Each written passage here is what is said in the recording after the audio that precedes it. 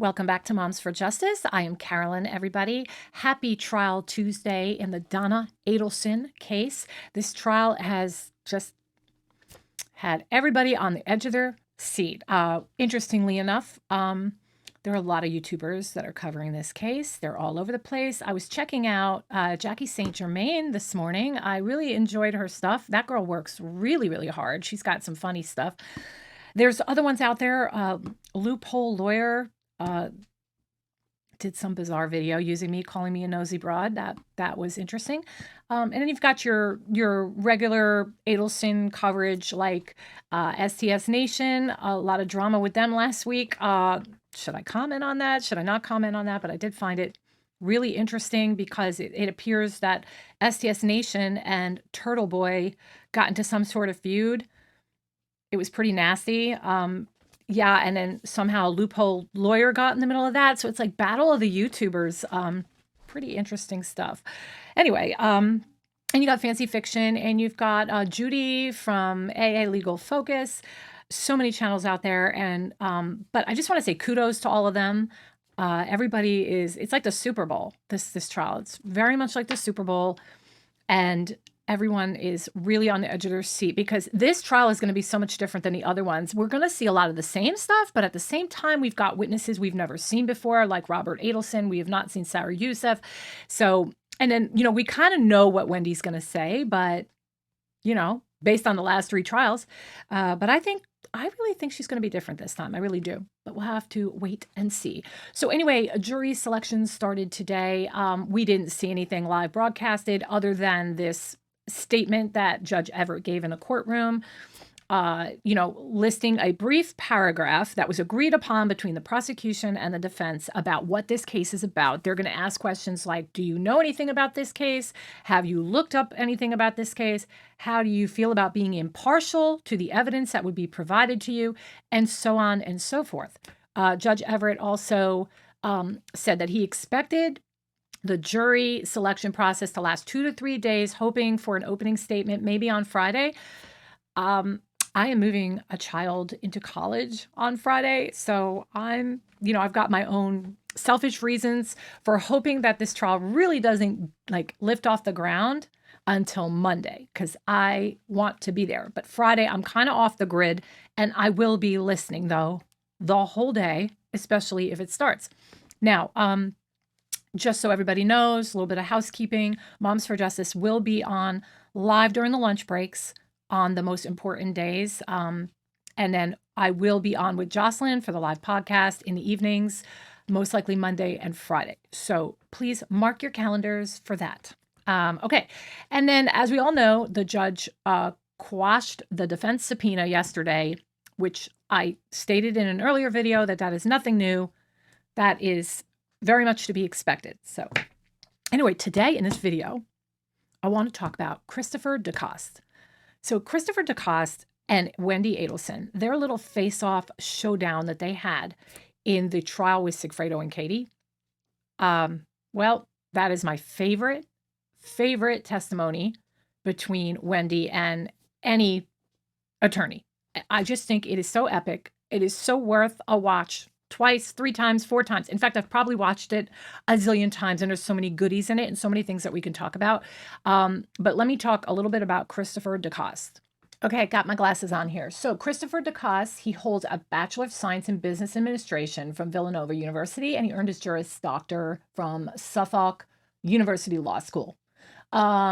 Okay, and he was admitted to the Florida bar September 2005 and currently is practicing out of Miami. He was Katie Magbanawah's co-counsel with Tara Kawas.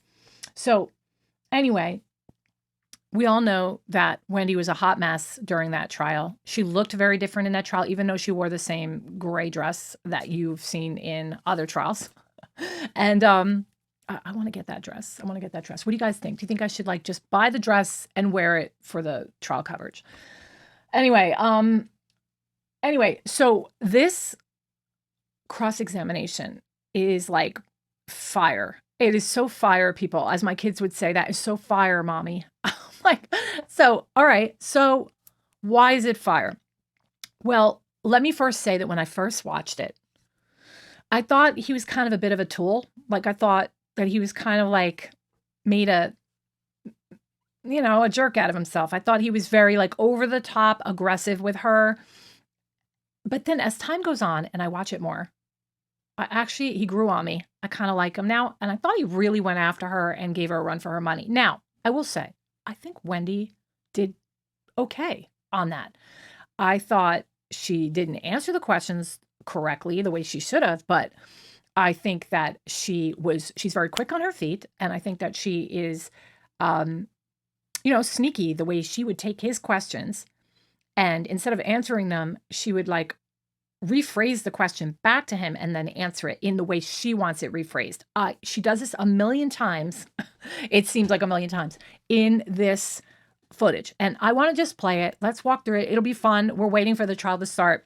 So I just thought it would be really, really cool that if we went through it together and we listened to it and I do some commentary on it. Before we start, make sure you give me a thumbs up on this video, subscribe, like, and share it.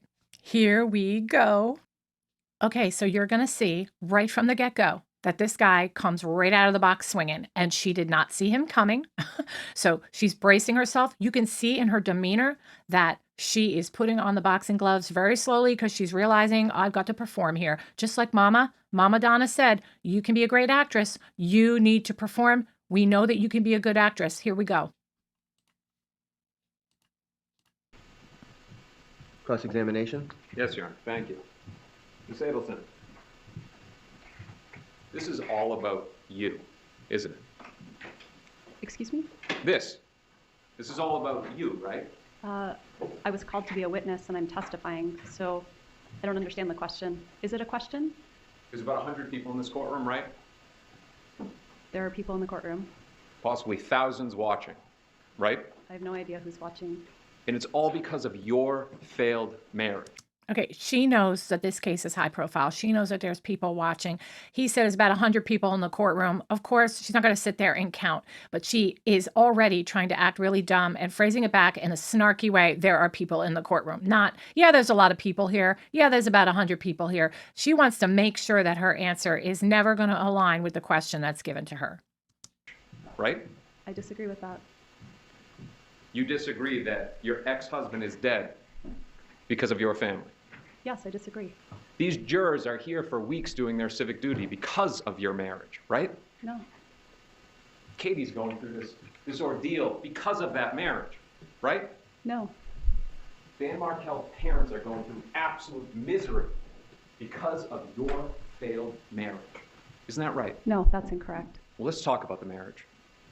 You and Professor Markel, you met when you were in law school. You told that to Miss Kaplan. And it was a whirlwind romance, right?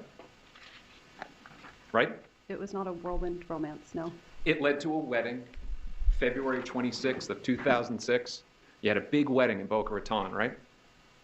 Did we get married on February 26, 2006? Is that the question? Okay. He said she had a big wedding. She did have a big wedding. She had a very large wedding. It's seen in pictures. It has been spoken about before, and there has been witnesses that attended that wedding. It was a large wedding. So notice how he asked if you had this big wedding, and she makes sure that she doesn't confirm at all the size of the wedding.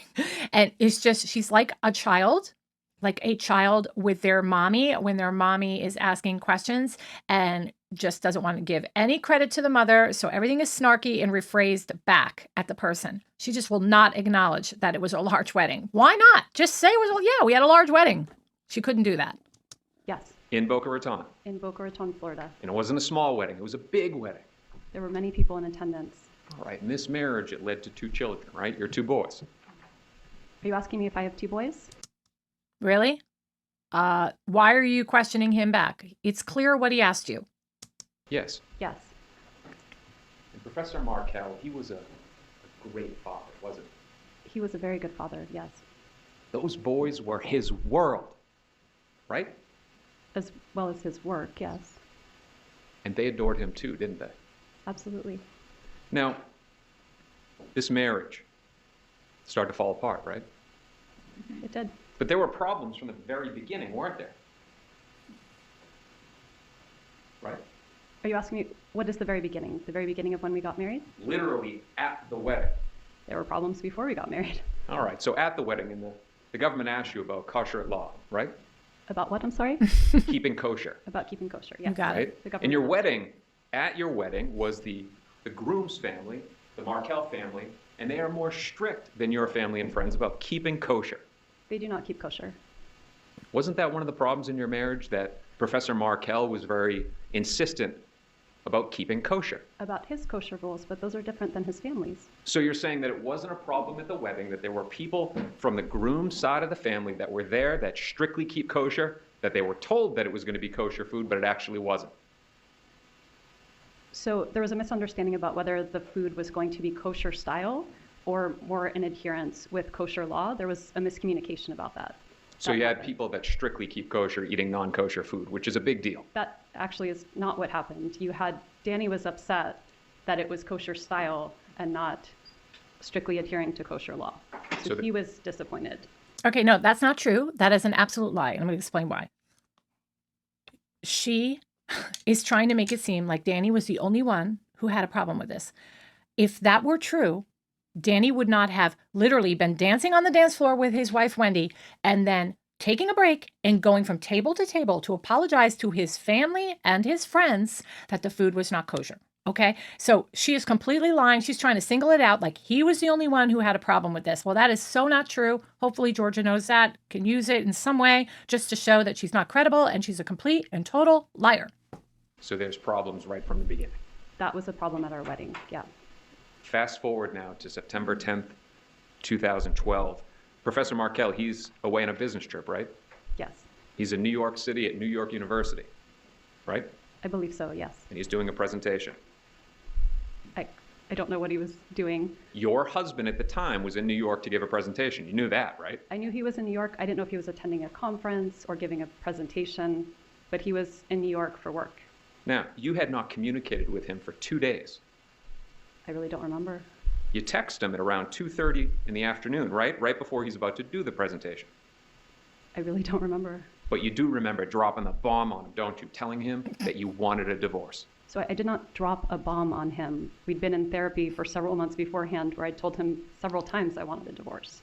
Okay, I confess that when I first heard him say you dropped a bomb on him, the way he said it was so funny. And I thought, what a tool, right? Like seriously, just the way he said it. But the more I listen to this testimony, the more I go back to it, it just gets more classic and hilarious every single time for me. I'm wondering if anybody else feels the same way. Like, I mean, literally, kudos to this guy right here. Like, seriously. Go ahead. You do you, man, because I love you. You be you. It's awesome. You say it's not a bomb, but you agree with me that he begged you to reconsider. He was very upset and yes, wanted me to reconsider, but In that phone call, he's begging you to reconsider. Please don't leave. Please don't break up our family, right? he was very upset, yes. And he was heartbroken. I mean, upset indicates that there was anger. What he was heartbroken, right? That I decided to divorce him after telling him I would, yes. Despite being at NYU for a presentation, he rushes home. He gets on the next flight, right? I honestly don't remember if he got on the next flight, but he did come home quickly. Okay, so he said rushes home. That is exactly what the answer is. She's just rephrasing it back to him in a different way because she just wants to be a complete brat and not answer the questions correctly the way she should. And she's just finding other ways to answer it so that you're not going to get me. You're not going to get me. That's what I'm getting from this. You're not going to get me, and I'm going to twist it, and I'm going to like respond the way I want to respond. You are not running the show here. It's me. 2:30, he finds out in New York. By 11 p.m., he's walking in the door to your old house at Trescott Drive, right? I don't know. But you do know that when he walks in the house, what he finds. You know that, right? Yes, I left him the papers. You left the divorce papers on the bed, right? Yes, Half the furniture was gone. half the furniture was not gone.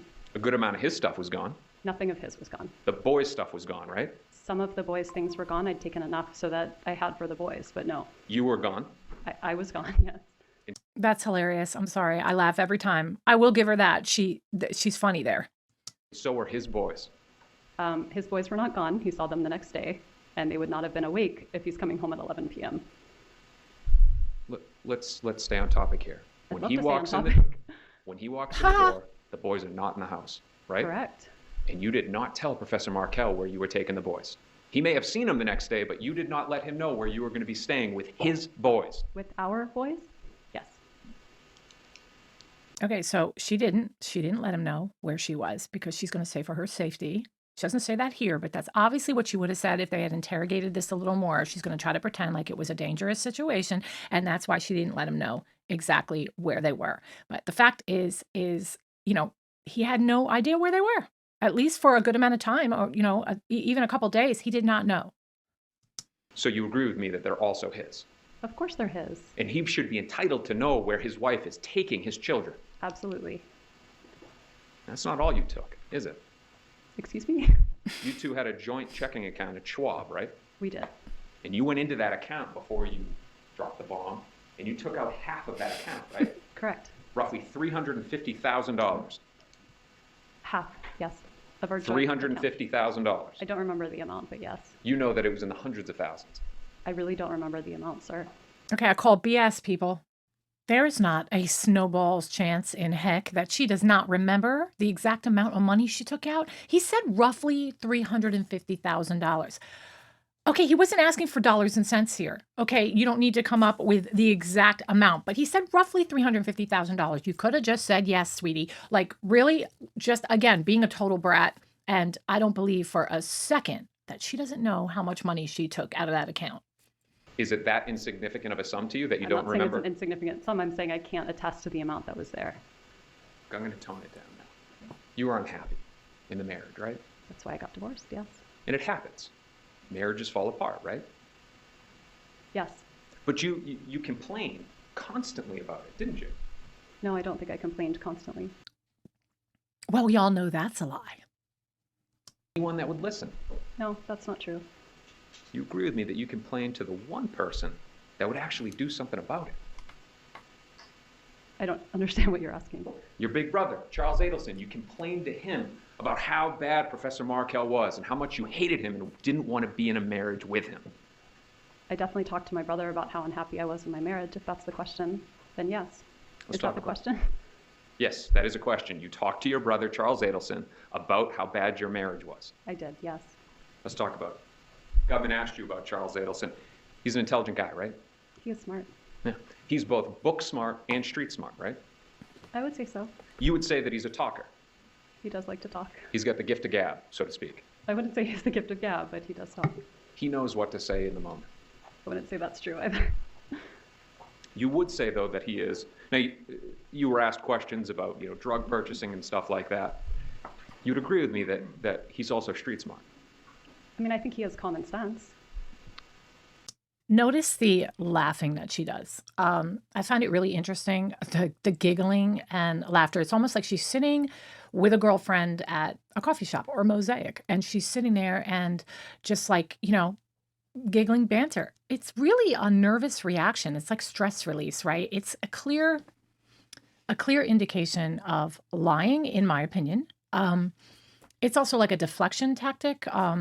Giggles to stall, giggles to distract from the fact that she is feeling really uncomfortable about the answers that she is giving right now. So I just wanted to point that out. And that he lives life to a certain extent on both sides of the track. During the day, he's doing periodontal work, whatever that is, crowns, root canals, whatever that is. He's doing that during the day. At night, he's out with friends, he's buying drugs. He's living life on both sides of the track. I don't know about that he's out buying drugs. Now, let's talk for a second about WhatsApp. And as an aside here for a second, the government asked you the question if you used WhatsApp, right? You remember that? I remember them asking me, yes. On the day that Professor Markel was killed, you went in for the interview, right? I talked to the police. And you also gave them your phone for them to inspect. Absolutely. All right. So the determination of what, if any, WhatsApp was being used, they would have from the download they did that day of your phone. Sure. Now, would you be surprised to learn that your brother used WhatsApp? No. You would agree with me that WhatsApp, and you explained it well, is end-to-end encryption. Correct. In your lay opinion, if you can explain to the jurors, just in case they don't know, what that means. I know that it's something we use at my work because essentially it has the ability to keep things more private. I also know that nothing's actually private and that anyone who wants to can uncode the messages. So that's what we tell people at our work. So the thought is with WhatsApp, if I use my phone and I call somebody, the call could be listened to. If I text somebody, it's recordable, right? I think so. But with WhatsApp, you can send messages or have phone calls where there's no record of it. I don't think that's true. I think there is still a record of it. She needs But to say that. The belief and the thought, I'll withdraw that question. Your lay understanding, though, is that the footprint that it leaves is much less than that of normal communications. I think it's different, but I think it still leaves a digital footprint that's easily uncodable. If you were to send a WhatsApp message to Ms. Kappelman, it would show that a message was sent, but it would be hard to get what the content of the message is. I don't think that's true. All right. Okay, she totally needs to say that right now because she knows darn well that WhatsApp is not as traceable. You cannot get this information. She's on the phone with somebody out of the country also when she does the crime scene drive-through, and you know, WhatsApp is used a lot for international, right? So it makes sense to me. And she has to sit here and lie through her teeth. I believe she's lying because everybody knows that WhatsApp is not traceable, or at least not as traceable as other things. I think hackers can maybe get through and retrieve some information, but it's certainly not like your messenger app that's on your phone or a Facebook Messenger or something like that. It is known for this. Just the fact that it's known for that. And then she goes ahead and she uses WhatsApp for all these communications with Charlie being on the phone out of the country, with the person out of the country when she's driving by the crime scene. It's just, how can, like, is it a coincidence? I mean, really? Let's talk about your brother's jokes now. You don't deny that he joked about hiring a hitman. He did. You don't deny that he repeated this joke. He did. And he made this joke right before a hitman murdered Professor Markell. I don't know that to be true. Okay. He made the joke right before, and I'll leave out the hitman part, Professor Markell was killed. He made the joke the morning that I talked to him. Can you think of one person in this world that would actually hire two people to go kill Professor Markell other than your family? Your Honor. Ms. Adelson, please answer. Please address me and answer the It question. calls for an unbelievable amount of speculation. I mean, I'm responsible for coming up with, that's the prosecutor's duty, no? To figure out who's responsible. You just said a moment ago The face. You disagree that hitman killed Professor Markell. That's what you said, right? So my question to you is, if you're able to say, well, it wasn't hitman, then who? Tell this jury. Who on this planet would have wanted to kill Professor Markell? I have no idea. All right. She's really frazzled right get now. into that a little You bit. can see it. But Every now and then I watch this area right here. Can you guys see me? This area, hold on. Right here, when she's sitting there, you can see the breathing, and just watch it every so often, especially when things are a little like getting hot water for her. Just watch that area because you can see she's, heart's racing. This is moving back and forth. I mean, the body language, seriously, you can see it. And in her face, she opens her mouth just a little bit, and then she gets those doe eyes, like she's like, uh-oh, I don't know. Am I doing a good job at it? I don't know. All right, let's go back. I want to make sure that's clear. This joke is made right before Professor Markell is murdered, right? The joke was made many times. It was made right before Professor Markell was murdered. Yes or no? Yes.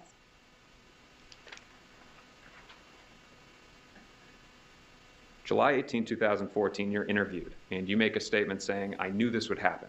You said that, right?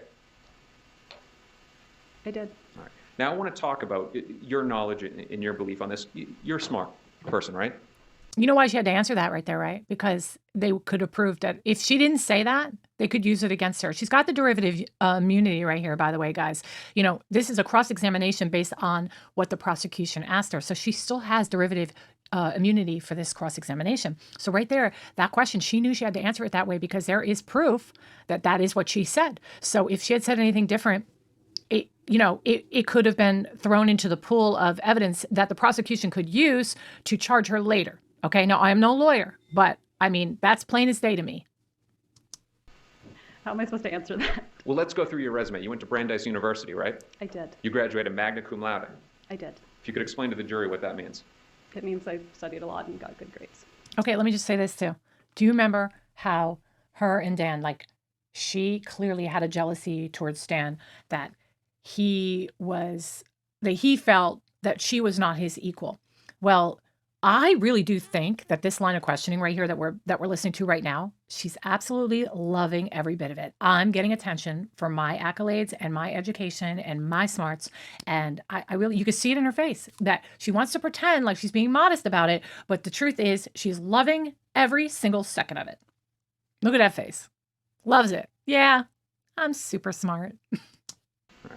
It means, and to speak, I'm from the Northeast. My Boston accent may give it away. It means you're wicked smart, right?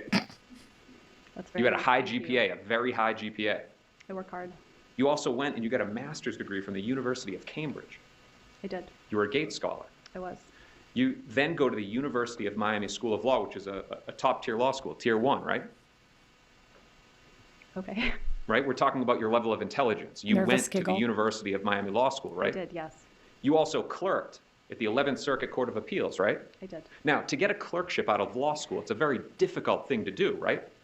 It's challenging. You have to have top grades. You have to go through a rigorous selection process, right? Yes. You then become a professor at the Florida State University College of Law, right? Yes. You're also a published author. Right. Now you're just embarrassing me. No, you Why- love it. Why are you embarrassed that you're a published author? I don't like talking about myself. Is it because the book that you wrote discredited Tallahassee and spoke ill of it? The book did not discredit Tallahassee. It wasn't about Tallahassee. Let's stay on topic and ask a question again with everything that we just went through. You're a smart woman, right? I am a smart woman. There's information about this case everywhere. You'd agree with me on that, right? I've been advised by my lawyer not to read it. All right. Now, we're not talking about reading stuff. There's podcasts, Also not to listen. TV shows, Also not to watch. articles. Don't read. And so you've made the decision. Now, you're a lawyer yourself too, right? I am. And you made the decision, I'm not going to look at any of this stuff. Correct. I don't want to know what happened to the father of my 2 children. Not I don't want to know what happened. How can you say you love those boys if you don't care who killed the father that they loved? Of course I care who killed the father that they loved. Then why won't you look at the stuff? I've been advised not to. Are you afraid that when you look at it, you're going to realize that your brother did this? I am not afraid of that. Now, of course, you've, and we won't get into privileged communications, but you've spoken to your lawyer about the case. By the way, she is afraid of that because it's the first thing she mentioned, or one of the first things she mentioned in the first 20 minutes of her interrogation, that she was concerned that her family could have done this. So she's lying here too. How are we not getting into privileged communications? Yes, I've spoken to my lawyer about the case. You're very intelligent. You have one of the top defense attorneys in the country, former federal prosecutor, John Lower, right there in the blue suit, right? He is my attorney. You're telling me with all of this at your disposal, your intelligence, his experience, and all this information, that you don't care to find out who it is that killed Professor Markell? This is not that I don't care to find out. My job is to take care of those boys, and that is what I do. I don't see how it helps take care of them to go reading and watching and soaking up all of the horrible information that's out there. You don't realize that you could be helpful in finally untangling this to give this jury the truth about what happened to Professor Markell? I have been nothing but helpful since this started. To what happened to their son? By you looking at it, you are at the center of all this, but you won't look at anything to help in the process. I've done nothing but help in this process. You came here and testified. I came here and testified. I spoke to had the to police be- for 6 hours without anyone present. I signed over my cell phone, my car, my house, everything, my computer. What else do I have or know that you haven't seen? You came here because you were subpoenaed and had no choice, Correct. right? This is not fun. I You've would not been- do this by choice. You've been inconvenienced. I've not been inconvenienced. Professor Markell was shot in the head. I'm not complaining about being here. This is my duty. I'm here. We'll get back to you complaining about being here. Do you honestly expect this jury to believe that you haven't confronted your brother about all of this? Yes, I do.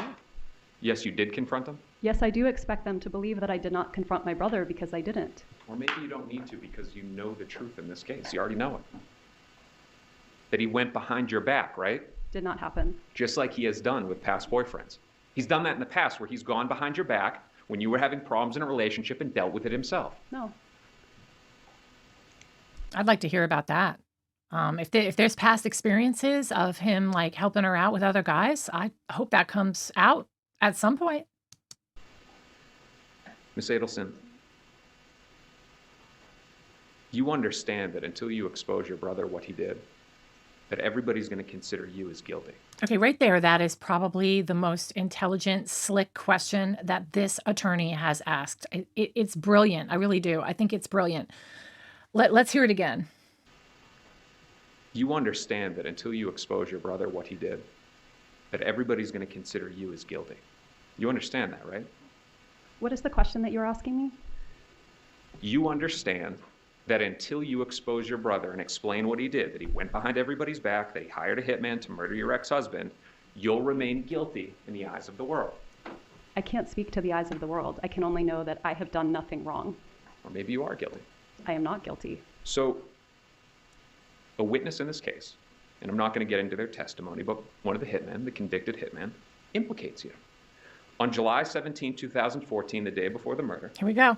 the morning before, he says that you were walking on Trescott with the two boys, that you walked down the driveway and into the house. That never happened. Right, because Professor Markel, I apologize, Professor Markel, he had the kids. Based on the way that your guy's schedule was, on that day he would have had the children in the morning, and you're going through such a bad divorce, you wouldn't be at his house, right? I wouldn't be at his house anyway, but not because we were going through a bad divorce at that time. Wait, I thought you liked to drive by the house to reminisce about the olden days with Dan. Things were pretty copacetic. All right, so we're coming back to maybe you do know, or maybe you were involved. Okay, just so everybody knows, it's not only that, but like Louis, whatever you want to say, Luis Rivera said that Sigfredo was in on that conversation too. They were sitting in the car, and he saw the woman and the lady with the two kids, and Sigfredo confirmed him. Oh, that's her. That's the lady. So I wish they had gone more into this. Maybe this is finally going to be addressed further in this trial coming up next week. I really do. I hope Luis Rivera does talk about this particular scenario. I hope that Katie will also come forward and finally explain away how she was notified about the crime being done. There are so many things I'm looking forward to. You know, I just wanted to vent about that. But yeah, all right, let's continue. Excuse me? What's the question that you're asking me? I'm giving you a header of what we're talking snotty. about so that it'll ease you in the question, okay? I'm just telling you what the topic that we're on, so we'll get to a question. She is not happy. Now, the government asked you about a time that you met Miss Magbanua. It was actually spring break of March 2014, right? I believe so. You went down to Miami. You stayed with your brother, Charles. I went down to Fort Lauderdale after being in Immokalee and stayed with my brother. You then went to Miami Beach, to Yardbird, and had dinner outside with your boyfriend at the time, or who you were dating, Jeffrey Lacoste. Catherine McBanwell was there, and your brother, Charles Adelson, and you all ate outside, right? We did. And that's on Miami Beach, not in Fort Lauderdale. Correct. Now, just for context, Jeffrey Lacoste, he was also an FSU professor, not at the law school, but an FSU professor. Nice guy, right?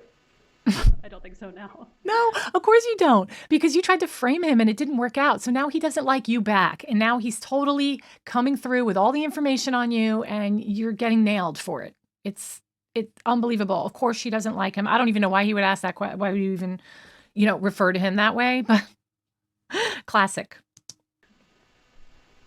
Now, you deny, I'm assuming, that on July 13, 2014, you told Jeffrey Lacoste that Charles looked into hiring a hitman. You deny that, or you admit that? I deny that. And that you told him that Charles looked into hiring a hitman back in September of 2013. That never happened. Which would have been months before your brother even met Catherine McBanwell. I don't remember when they met. At this point, she's got to lie about everything with Jeff Lacasse, because she has to try to discredit Jeff Lacasse because he is the best witness in this whole entire saga. Letting you know the topic we're on, we're talking about you being involved. That same week, earlier in the week, you sent an email. We're talking about the week of the murder now, not spring break, the week of the murder, not Yardbird, the week of the murder. You sent an email to Jeffrey Lacoste saying that you wanted to break up, that you needed space, right? I did. Sent him a long email. Stay away. We're broken up. Right? I did. You knew that on July 18, 2014, Jeffrey Lacoste was leaving town to go on a trip, right? I knew he was leaving at some point that week. I don't remember when. Okay, there's a lie right there, because Jeff Lacasse has testified that she stopped and made sure to ask him, are you leaving on Friday? She knew enough that it was on her mind that exact day to be Friday. And he said that he was supposed to leave on Friday. It's just the lies that are coming out of her mouth are astronomical. You knew that he was leaving on the same day of the murder at the same exact time as the murder. I don't think I did. 11 a.m. on July 18, 2014. I don't think I knew when he was leaving town. You don't think? It's a good way to put the blame onto somebody else. You'd agree on that, right? If it happened, it would have been a good way to put the blame on somebody else. I have no idea when he was going to leave town. Your interview, July 18, 2014, you said, my brother, he joked about hiring a hitman. Perhaps that was you just planting a seed to divert the attention of law enforcement away from you. It was not. Let's jump off topic right now and talk about your boys' names. That in the time after the murder, you changed their last names from Markel to Adelson, right? Huge. A year later, yes. Why? I was scared Of what? of someone coming to attack them. So it's a year later, you won't look at anything because you don't want to know what's going on in the case. And the thought is, well, they're going to be protected if they have my last name and not Markel, right? Yes. Now, years later, arrests are made. It's clear who committed the murder, Sigfredo Garcia, Luis Rivera. The Adelson name has been dragged through the mud. Why haven't you continued to protect your boys and change the name back? I will be changing I'm not going to change the name back. I don't think that will help. One day I'll change all of our names. But it's okay to keep The it government asked you Adelson about now? immunity, so let's get into that. You explained that as an attorney, you understand that when the government gives a subpoena for somebody to testify, that it conveys immunity, right? That's my understanding. My knowledge of criminal law dates back to 2003 when I took a semester in law school, so forgive me. Graduated law school, right? This isn't my area of law. When you clerked on the 11th Circuit, it was with Judge Jordan, right? I did immigration appeals. And you don't think, as an actual attorney that she is, that she wouldn't go back to those books? I mean, she's smart enough. You don't think she went over it? You don't think she went and got some books on criminal law and refreshed her memory? She's so full of it. Yeah, but you still dealt with criminal stuff as well, too. Very little. So your understanding, though, is it doesn't mean they can't arrest you. They just can't use what you say here against you later on. So you're protected. Correct. And you needed that to testify, right? It's just given to testify. It's not a question of whether I needed it. It comes with testifying. Yeah. Meanwhile, yesterday, she came forward and said it wasn't because it was just given. She said that she wouldn't. She would plead the fifth. You fear being charged by them, so you need to have that protection of I your don't words. fear being charged for a crime I didn't commit, no. Now, Then come forward and protect your mother. If you're so innocent, why won't you testify for your mother? y'all had this nice exchange where it was pleasant, but there's actually tension between you and this office, right? No, They recently had your brother, Charles Adelson, arrested, and he's in custody, right? correct, For first-degree murder. correct. And there's no tension? It's very uncomfortable to be here. It's hard to tell where the tension is coming from. They've discussed your involvement in this case. They insinuated it on the direct examination. There's no tension? Lots of media insinuates that I did something I didn't do too. I can't feel tension towards every person in the world. That's funny. I thought you didn't look at anything. I don't, that's why. But you know that you know about the media, but you don't know about the media? I know about the media because it keeps me from employment. It keeps me from lots of things in my life. I'm aware of what's there, but I don't read the minutia so I can sleep at night. Ms. Adelson, 5 minutes ago you said you don't look at any of that stuff. I Now I don't ask you a look at question. it. Let me finish. Sure. 5 minutes ago you say you don't look at any of that stuff. Now I ask you a question, you say you look at stuff. That's not actually what I said. I said I'm aware that it exists, but I don't read it. I don't listen to it. Then how do you know that they're bashing you? You just told me they are. She talked about that as if it was something she knew prior to today. So her saying, because you just said it, is a bunch of BS. Okay, so who made you aware? Were you the one looking to become aware, or do you have like little informants that are letting you know, which is pretty much the same as hearing and reading and seeing everything that's out there anyway. So again, big lie. She just got caught. I did? Yeah. How about this? We'll come back to it. You can think up a better answer, okay? I'm not thinking up an answer. I'm telling you the truth. I'm sorry if you don't want to listen to it. Your basic understanding of criminal law, though, you know that if the defense gives you a subpoena, you get no immunity. Correct. Objection, improper question. I'm not going beyond that question. All right, that's the only question you can ask on that. If I give you a subpoena, you don't get immunity, right? Correct. No. And right there, he said, oh, you better stop. And that's because the following question that they probably wanted to ask was, we tried to subpoena and you said no, just like what happened yesterday. So I hope you guys heard all that, because before she was making it sound like she had no problem testifying, when the fact is that she'll only testify when she's given the immunity. She will not just show up and do her duty. What was hidden right here is the fact that the judge they just sustained so that they couldn't proceed with the next question, which would have been, you would not testify for us, would you? Because you don't have that derivative immunity. Talk about your parents. The government asked you about your mother and father, Donna and Harvey, right? The government could do the same and subpoena them so that this jury can watch them get questioned, not nicely how Ms. Kappelman questioned you, but to be cross-examined by me. Objection, improper question. I'm going to sustain that. Ask a different question. Are your parents here in Tallahassee right now? No. Of course Are they not. back in Miami? Yes. Do they have any plans of coming here this week or next? I don't think so. Here's another thing. Obviously, this is not Charlie's trial, right? So some people might be like, well, why would Harvey or Donna show up for Sigfredo and Katie's trial? Well, how about just for justice for your grandchildren's father? Why not be in the, pews, or whatever you want to call them, the benches behind these attorneys? If you're innocent, I'd be sitting there. Those are my grandchildren, my sunshines. I'd want to know what happened to their dad if I was innocent. No. Your family dynamic. It is your mother and father, Harvey and Donna. There's you, you're the youngest, Charles, and then the oldest, Robert. Right? Correct. And he's a doctor up in New York. Correct. Now, the government asked you about the relationship, and you're like, we don't talk much. It's actually much deeper than that with Robert, isn't it? We don't talk At all. at all. And the reason is because your parents were so difficult about the woman that is now his wife. That is not the reason why we don't talk. I'm not talking about the reason why you don't talk. Let me clarify the reason why your parents don't talk to him. That's not the reason why they don't talk with him. Are you saying to this jury that there wasn't a problem where they outright objected to his marriage of a woman that was not of the Jewish faith? That was initially what happened, and then there was actually a beautiful reconciliation, and they're very happy about the marriage. Robert and his wife, not your family. Robert and his wife and our family were very happy about Robert's marriage. So what happens is that Robert is in love with a woman. Your parents object. He breaks up with her and then dates a Jewish woman, right? And then they got married and divorced, and then he got back together with the person he wanted to be married to. Yes. With his true love. Yes.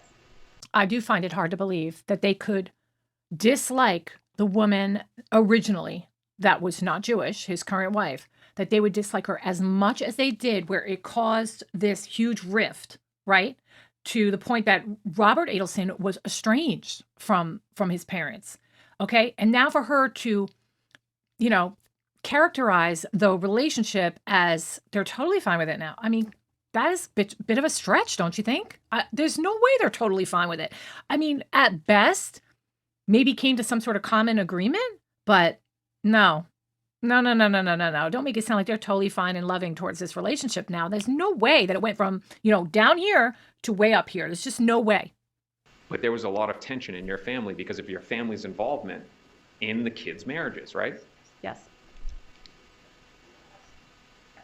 Let's talk briefly about your children. The government had asked you in the topic of the Jewish faith, keeping kosher. You mentioned a bat mitzvah at one point in time. You're currently planning a bat mitzvah for your oldest, right? No, it already happened. Okay, now that is a very, Christopher, I'm obviously not Jewish, but my understanding is that it is a very, very important thing in the Jewish faith. It's a very important milestone. And for those that are very conservative in the Jewish faith, those that keep kosher, so to speak, it's even bigger. I don't know that it's more important to one segment of Judaism over another, but it's an important coming of age ceremony. It's where a boy becomes a man. Did you invite Dan Markel's parents, the kid's grandparents? I did. Okay, people, I'm going to show you guys something right now that totally is going to crush what she just said. From one of the victim impact statements I've discovered, because I read them all late last night, that you recall she testified in the trial, when we crossed her, you haven't let the Markells have any communication with their kids. That she goes, oh no, I just invited them. Remember she said that? I just invited them to the bar mitzvah and, we're working things out. I'm paraphrasing. But come to find out that after the trial, all of that was stopped. She actually had the bar mitzvah and didn't invite them. So that to me tells me that you only did that to be able to testify to that in preparation as you knew what cross and the questions were coming. But just to be factual, she uninvited them. She invited the Markells to the bar mitzvah so that she could get on the stand and claim she's telling the truth when she said that they were invited. But Tara Kawas just said that as soon as the trial was over, she basically disinvited them and only did it so that she could testify that they were invited. You invited them? I invited them, yes. When was the last time they saw face-to-face their grandchildren? April 20th, Of this year? just now. And you agree with me that it had been years Since 2016, since the last time they had seen them. The visits stopped when they threatened to put my children in foster care, yes, but up until that point, they did have visits. But you got no problem letting them see your brother Charles, right? I'm sorry? You have no problem letting them hang out with your brother Charles, who's now sitting in custody for first-degree murder. Well, they can't see him now, can they? No, they can't, but I'll ask the questions. For years, they weren't able to see their grandchildren despite their pleading to you to see them. But you let them, let me finish, but you let them hang out with your murdering brother, right? The children were permitted to see their grandparents. I cooked for them. We had play dates. They had sleepovers. When a letter surfaced that they were trying to have my children placed in foster care, the visits stopped. My brother never threatened to put my children in foster care, and if he had, the visits would have stopped with him too. Okay, but murdering their dad is okay? Oh my gosh. You say you love your boys. I do say I love my children. Don't care about the father that they love. What I happened? never said that I don't care about the father that they Then love. look at some of the discovery and help figure it out. Excuse me? Then look at some of the evidence and help figure it out so that more lives aren't ruined by this. I seem to not Mr. understand. Decoste, you need to ask a question now. You're making statements now. You need to ask a question. Understood, Your Honor. If I could have Woo-wee! one brief second to check with co-counsel. Lord. Gotta let some of the air out of that room. She is so mad.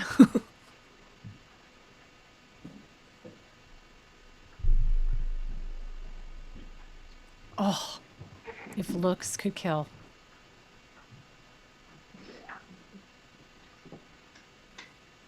Ms. Adelson, we started this by saying that this is all about you. It started with you because of this marriage, right? No. Well, you had tried to say that, but I don't agree. Ms. Adelson, I'm going to make one final attempt through questions to implore you. You understand that you can't protect your brother Charles, who's going through this case, and protect yourself at the same time. You understand that, right? I'm here to share the truth with you. I don't know how to answer the question. Then please end the madness and share the truth. Will you please share the truth with this jury? I've been sharing the truth since I walked in here. I've done nothing but share the truth. You know what happened here, despite your claims to the jury that you haven't looked at anything, you haven't discussed with anybody, and you haven't confronted your brother. You know what happened here, right? I do not know what happened here, and if I did, I would have shared it with the police 8 years ago. You know that your brother went behind your back, don't you? I do not. Like he always does. This is something that he has always done, isn't it? Not. You found out after that your brother had done this and gone behind your back. That's why you were thrown up at that dinner, right? No, it's not. You know that it didn't involve Katie either, right? I don't know anything about If you're not going to say all of that and finally give the truth, why don't you just admit to this jury that you're guilty? because I'm not guilty. One brief moment, Your Honor.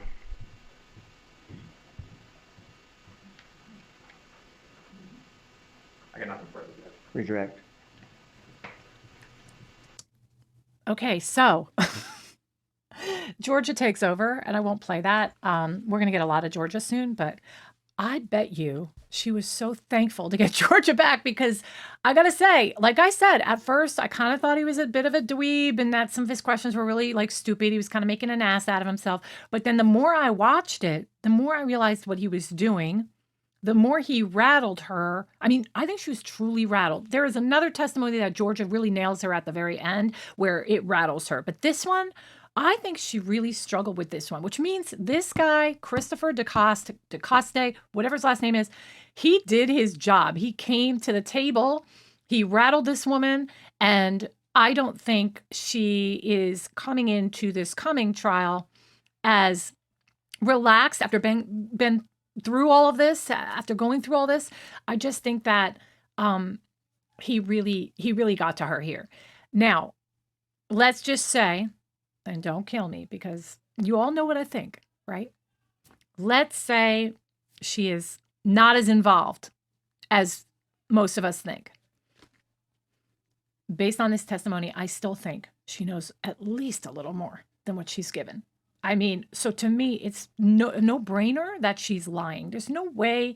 It's just some of her answers are just so like, you know, glazing past what he's really asking. And yeah, guys, tell me what you think. Did I say, and I know the Tara Kawas one is going to be new for a lot of you guys because a lot of people didn't see that interview with Tara Kawas. So that might be some new information today in my video that you guys didn't know about. I don't know, but it was totally fun to do. I've always wanted to do some commentary on that particular testimony.